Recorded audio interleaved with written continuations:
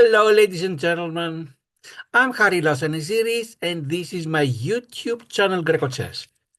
In this video, we are concluding the coverage of the Sept-o-ber chess tournament hosted by the Queens Chess Club that took place in Floral Park, New York.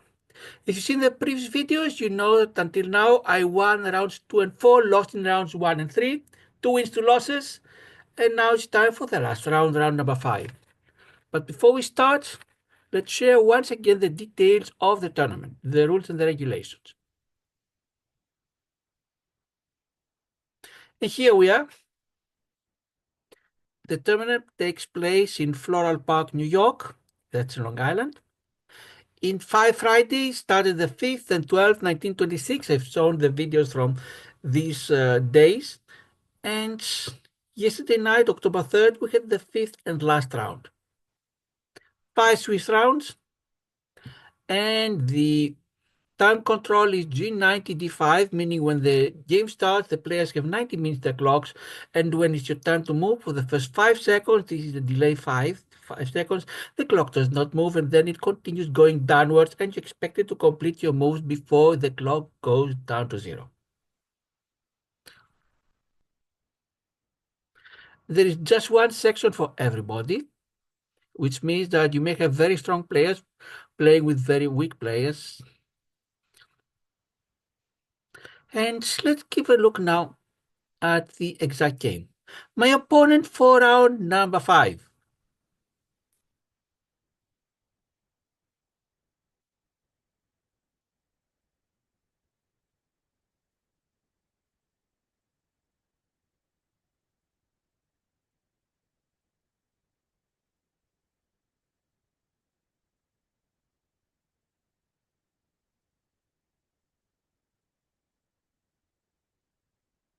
He has the white pieces, and his name is Hantian Ying.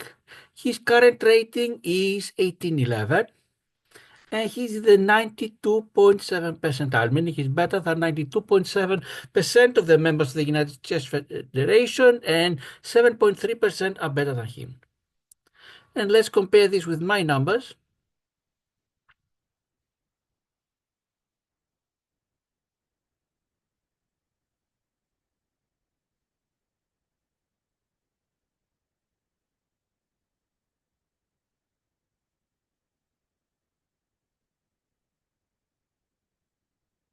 Here we are. My rating went up to 1609 after the New York State Championship and the Chessanity. It went up to 1609, and I'm in the 87th percentile. This means that in spite of my increase, there's still a 200-point differential. Hantian is the favorite, but let's see what actually happened in the game. And here we are, the chess.com board. To the left half, you're going to see the chessboard. I'm going to enter the moves as I copying them from my score sheet. And on the right half below the word analysis, you'll see the computer evaluation. What does the computer think about the position? Who is doing better? Positive number means white is doing better. Negative means black is doing better. Was the move played the best possible? If not, which would have been the best? And what are the best 3 options for the other player? And Hantian with the white pieces, he starts with the e-pawn sending it to e4, and the reply with the French defense, pawn goes to e6. Pawn to d4 for white, and my pawn to d5. These are the standard first 2 moves for the French defense. And then white decides to play, Hantian plays the exchange variation. e4 takes to d5. This is supposed to be slightly good for black, because after I take back, which I did, I get rid of the French bishop. The bishop at c8 is not blocked by the e6 pawn any longer. And white, Hantian continues, the pawn goes to c4. Until now, it's book moved. I reply with the pawn going to c6. Good, but not the best. I try to keep the tension. Ideally, my bishop would have gone to b4 on the computer, because by this way, I develop a piece. And I force white to react to the check. Knight to c3 for white, and knight to f6 for me. Now to f3 for Hantian with the white pieces. And my bishop goes to g. Until now, you see, we still have book moves, meaning these positions have been reached through interpolation. That's why this position is book move, but previous positions were not. And I want to pin the knight on f3 and send my bishop to g4. Computer would rather have me pin the other knight, which is an absolute pin by my bishop to b4.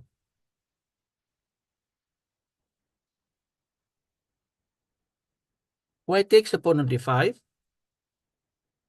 and I take it back with the knight. Why with the knight? White, by doing so, they created an isolated pawn. The d pawn is isolated for white, and I want to avoid having my pawn being also isolated, because isolated pawns are very difficult to be supported, especially if pins are exchanged, because they have no pawns to the neighboring D and C and E columns to protect them. They must be defended by pieces.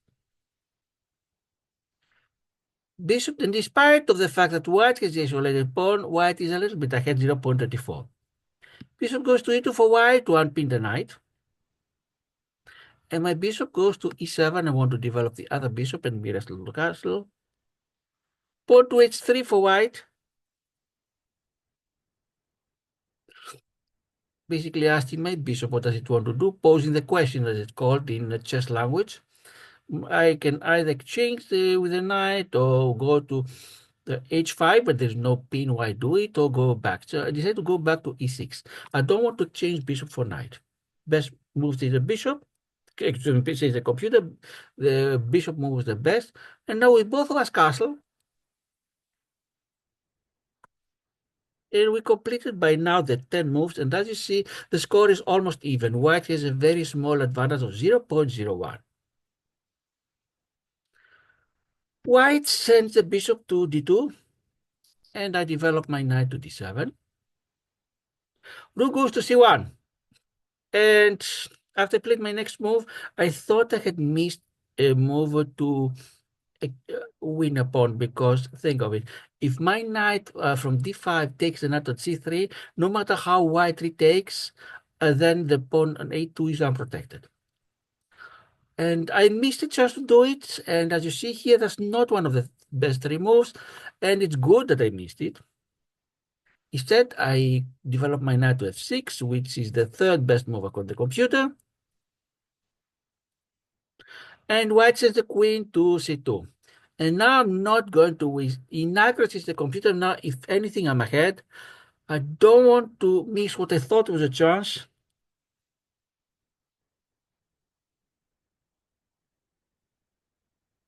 And what do I do? First, I attack the queen on c2. And queen goes to d1.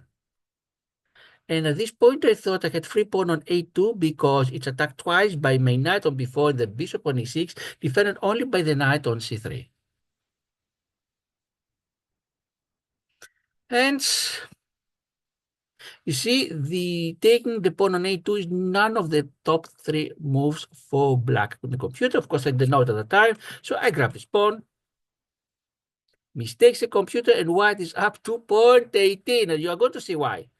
It's very tempting to take this pawn, but you're going to see the problem. After I take it, we completed now 15 moves, and although I have an extra pawn, computer thinks that white is ahead by almost 2 points, 197. Because white blocks my bishop by sending the pawn to b3. Now my bishop on a2 cannot move, you see. I realized it then and said, what can I do? My queen goes to b6. You see, now the pawn is attacked twice by my bishop and my queen, and defended only once by the queen. But if it can be protected second time, then the bishop attack, I may lose the bishop. But I was thinking, what can white do? Maybe send the rook to c3. I'm going to send my knight to e4, attack the bishop, attack the rook, and there's a good chance that my bishop on a2 can escape. But white has a different idea, sends the bishop to c4. And now you see what's happening. My bishop cannot take at b3 without being lost. And it cannot even stay because if, at some point the rook will attack the bishop and I'm lost. Not I'm lost, the bishop is lost. That is, the computer thinks a great move for white. White has 2.45 advantage. What can I do? I send the bishop to b4. And if white does nothing and I exchange it, queen takes it, then I can take the pawn on b3 because it's attacked twice and defended once. But white exchanges the bishops. Computer doesn't like what white did. White still has an advantage, but much smaller, 0.98. Rook goes to a1 and attacks my bishop. What can my bishop do? A computer says it's inaccuracy, but think of it. Bishop is attacked. It cannot take on b3 because it will be taken. And at that point, believe it or not, I had a way out. You're going to see that the way out is if I push my pawn to b5, if the bishop takes it, it's lost. If it goes anywhere else, it could be lost if it went to d5, e6, or f7, or if it went to d3 or e2, then my bishop would win the pawn. Had they seen it at that moment, I would have almost even the score and I would have a good chance to continue playing who knows what. Unfortunately, I didn't see it. I saw that since I'm going to lose the bishop, at least take a second pawn. I take a second pawn. And the computer says it's a blunder. I missed, let's see what would have been the second best, the other. The computer wants me, the second best move is knight to e4.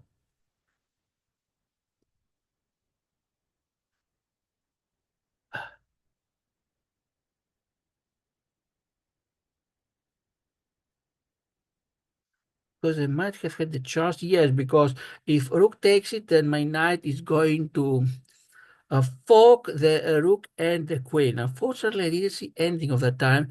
If anything, I started feeling very depressed because I realized that the wonderful pawn that I won is going to cost me a piece. Queen takes. And the computer would rather have the bishop take my bishop and not the queen. What white wants to do is, since they are up by a piece, exchange and go near the ending. And I don't want it. Even though the computer thinks my best choice would be to exchange. So I send the queen to e7.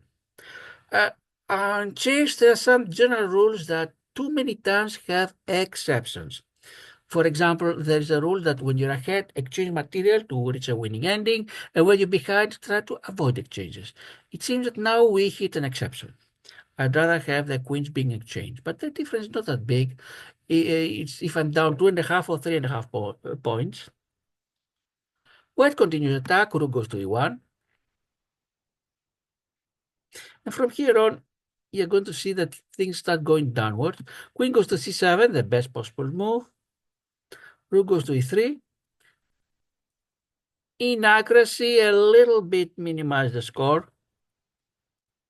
My pawn goes to a6, the third possible move on the computer. Computer would rather have me push my pawn to b5. I didn't do it because that would weaken my pawn at c6. The more the down material, I don't want to weaken any of my pawns. I don't want to lose any more pawns. At least I want to keep the 2 pawns I have for the piece. The reason I played a6 is that I don't want my rook on a8 to be stuck to protect the a7 pawn, because then I cannot move it, otherwise I lose the pawn. Rook goes to e1 for white, they double their rooks. And my rook goes to e8. Now my rook from a8 is free to move. It goes to e8.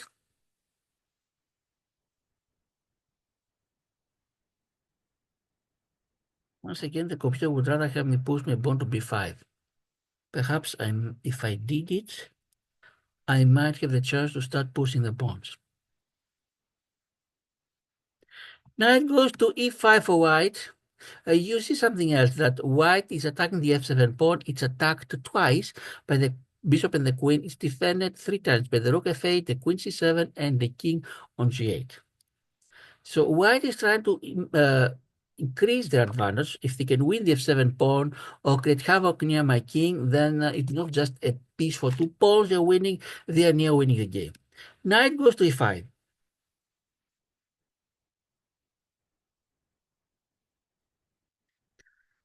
I want to protect my pawn's f7 as many times as possible. That's why I'm sending my rook to e7. Inaccuracy, says a computer.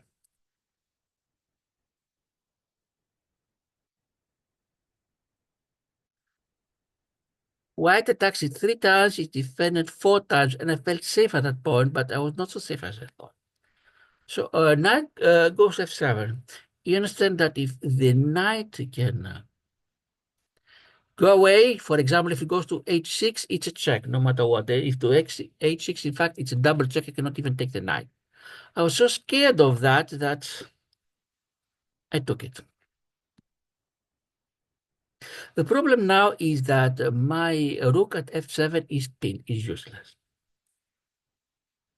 And Hantian realized it, so he sends his rook on e7. You see the case that my queen on c7 is attacked. I cannot use my rook on f7 to take it. If I use my queen, I lose my queen, lose queen for a rook. And if my queen goes anywhere else, then the rook is attacked. My rook f7 is attacked by 3 forces, e7, rook, c4, bishop, and queen at b3, and it's defended only twice by my rook on f8 and the king on g7. What I did, danger level, counterattack. If, for example, the white rook from e7 takes my rook on f7, then my queen will take the rook on e1, check. I win back a rook, and then my rook on f8 can take the rook on f7.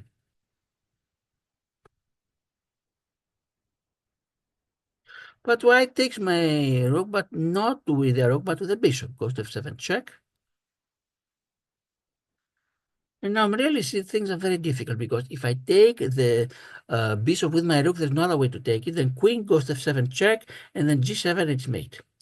That's why I'm forced to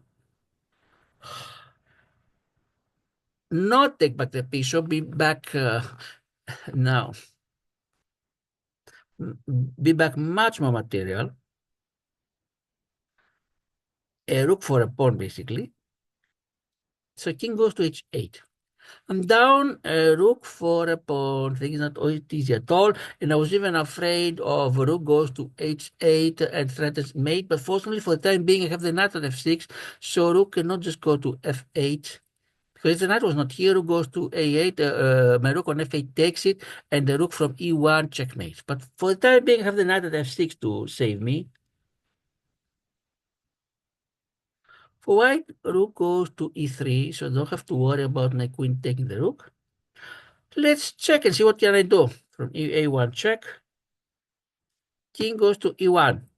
They definitely don't want to risk any kind of perpetual if the king goes to h2. So rook goes to e1, attacks my queen. And let's take another pawn while I am still alive. I take the pawn on d4, a nice central pawn. Under different conditions, it would be a great move. But now I'm so much down in material that it means almost nothing. And white doesn't want to be left behind. They take the pawn on b7. My queen goes to a4 to protect both of my pawns here, as if this makes any difference. And we completed 30 moves. White is ahead. Hantian Ying is ahead by 5.57 points. Of course, I didn't know the exact number, but I knew that my position was not good at all. And white decides to threaten my queen. Bishop goes to b3. And queen goes to a5 to escape the danger. At least it's saving one of the 2 pawns. Queen takes the other one on c6. And my queen goes to d2.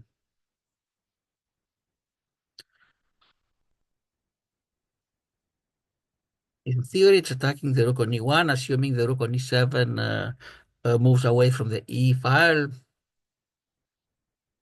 Rook goes to e2 and threatens my queen. And my queen goes to d3 and attacks also the bishop on b3. Queen goes to e6 for white, defends the bishop, overprotects the rook on e2, and without my rook and my knight here, it's checkmate. Let's see how long I can last. Is there any chance that my opponent may blunder while trying to checkmate my king? I've had cases like that of both won and lost some games when the side that was winning had the huge advantage suddenly made a careless mistake. Let's see what happened. My queen goes to b1, check. Why not? Postpone the inevitable. King goes to h2. And my queen goes to g6 to give more protection to the e8 square. Because if white could make exchanges and be ahead, then my king is locked here in the checkmate.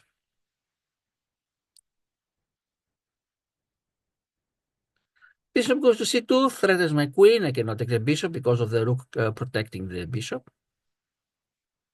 Queen goes to h6. Be as near my king as possible. Try to defend if possible. Rook goes to f7. If I take the rook, queen can go to c8. And what is going to happen? Then I don't have too much protection. The knight could go to g8, but then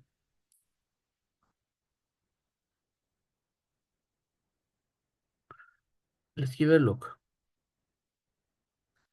If I take the rook, queen goes to c8 check. Knight goes to g8.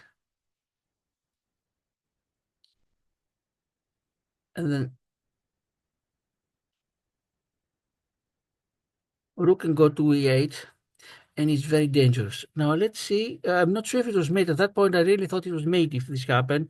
Maybe it's not. My rook is going to g8. Computer says the best possible move. It's excellent. Maybe a check from f4 would be the best. Bishop goes to b3. Increase the pressure on the g8 square. If and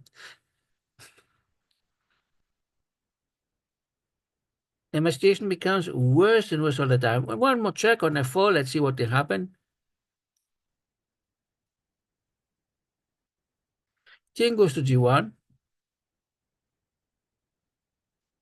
Queen goes to c1 check. Who knows? Any chance for a perpetual threefold repetition? Nope.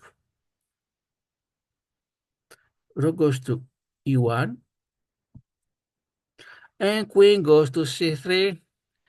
Attacks the rook on e1. Protects the knight on f6. And we completed 40 moves, and white has a huge advantage of 10.9. Now what's going to happen? White is going to take my knight on f6 with a rook, and I'm in a difficult situation because if either the queen or the pawn take the rook, queen to g8 is mate. And now on the computer places an M in front of the evaluation, meaning white, under perfect game, white has made in 6 or 7 moves. My queen tries to postpone it, goes to c8, the best move according to the computer, but still is m7, mate in 7 moves. And white decides to play the third best move instead of m7 or m9, does the m23, making 23 moves, takes my rook. I take it, bishop takes it, king takes it. No, king doesn't take it. I was thinking to take it at that time. I realized that the rook is more valuable than a bishop, so instead I take the rook. But of course, my situation is hopeless because my opponent has a rook and bishop and 3 pawns, and I only have 3 pawns. What can happen? Hantian decided to attack my pawn on a6, and I decided to defend it by pushing my pawn from a6 to a5, and then rook goes to a1, and my pawn at a1 is lost. At this point, uh, I was going to lose the a pawn, and my opponent had more than enough material. If they only had the rook, they would win. If they only had bishop and at least 2 out of these 3 pawns, they would still win. So at this point, I resigned. Congratulations to Hantian for his win. And really, I'm a little bit upset with the way I played, and especially grabbing the pawn without a very thorough evaluation. I spent most of the time when it was too late, when the game had already been decided. Yes, for the moves after I was down, I spent a lot of time to see the best defenses, but it was too late. And I blame myself for not seeing the pushing the ball to b5. I could have saved my bishop or taken the other bishop in exchange. But this happens. Just there are many disappointments. One doesn't need to be upset. One needs to go on. I completed the tournament with 2 out of 5 points. Most likely I'm going to lose some rating points. I'm not sure if I'll stay above 1600 because 1600 is where it separates Class B from Class C. But let's give a look at the review. What does the chess.com computer think about a game? Once again, I only entered the most backhand, so the computer has no idea who was playing for each side. 84.3 accuracy for Hantian. My opponent is 77.3 for me. According to computer, Hantian played for a rating of 2250, and I played 1950, meaning he played 400 points above his actual rating, and I played 300 points above. Once again, I really think it's flattering. I think that my game was nowhere in 1950. Now, let's see the various categories. How did this happen? None of us had a brilliant. Hantian had 2 great ones. 12 best for Hantian, 11 for me. 16 excellent for Hantian, 18 for me. Good, 8 for Hantian, 4 for me. Book, 5 for Hantian, and 4 for me. Inaccuracies, I had 4 of them. Mistakes, 1 each of us. 1 miss for Hantian, and I had 1 blunder. The blunder was when I did not play the pawn going to b5 and just in this way, either saving my bishop or taking Hantian's bishop. 2 to 5. I'm not very happy about that. I beat 2 players with very low ratings, and I lost from 3 players that had ratings higher than mine, but not by too much. And out of these 3 games, I only felt up to a point happy for my third round, where I reached an ending where I could have won. At least it was fought until the end. But that's what's happening. Lessons for next time. What lessons to learn? Spend more time on my moves. Don't grab free pawns, supposedly free pawns, so easily. And it's true, I was suspicious that something would happen, and I had done some calculations to see that this would not happen, but I put too much wishful thinking, did not see the attack of the bishop. But that concludes the coverage of the Sept-o-ber Queens Chess tournament. We'll continue with the grecochess online tournament as the games complete. Until now, we have 19 games completed, but 14 of them were either timeouts or early resignations. The 5 that were real games, that were fought games, we have already shown them, and we'll show more as they complete. My name is Harry Lasaniziris. This is my Greco Chess YouTube channel. Thanks to all the viewers, the subscribers, the likes, and the nice comments. See you another time. Ladies and gentlemen, goodbye.